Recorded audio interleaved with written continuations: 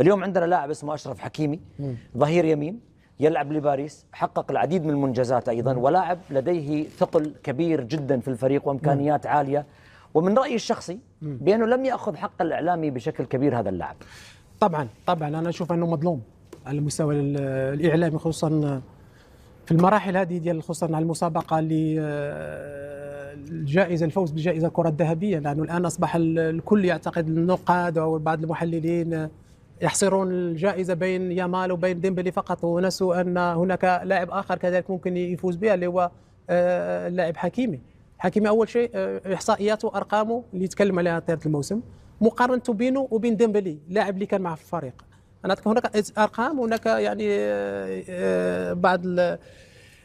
أول شيء أنه طيلة الموسم من بداية الموسم وهو متألق، ودائما مستوى ثابت، دائما يأخذ أكثر نقاط كان تصنيف، كان يأخذ في التقييم.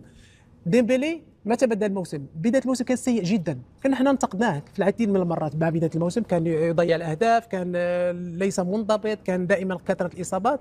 لكن منذ يناير، منذ الفوز بكأس السوبر أعتقد هنا في الدوحة، تغير أسلوبه. يعني نصف الموسم الأخير هنا فين تألق فريق ديمبلي على غرار حكيم، اللي تقريبا من بداية الموسم واللاعب يؤدي بنفس الأداء بنفس المستوى، يسجل أهداف. تكلم على مدافع ظهير أيمن لعب 63 مباراة، عمل 13 أسيست وسجل 15 هدف. هذا ليس بوسط ملعب، وليس بصانع ألعاب، وليس بمهاجم، هو ظهير أيمن، وحاتم كان ظهير أيمن.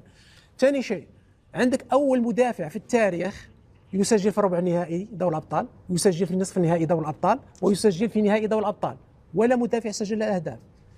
ثالث شيء، تألقك الكبير في كأس العالم للأندية، كذلك الاستمرارية في التألق في هذا الأداء، ولاعب اللي دائما أكثر لاعب يركض، لأنه دائما المسافة ديال الظهير الأيمن من الدفاع للهجوم تقريبا 80 متر أو 90 متر، يركض ثم يدافع، يهاجم ثم يدافع.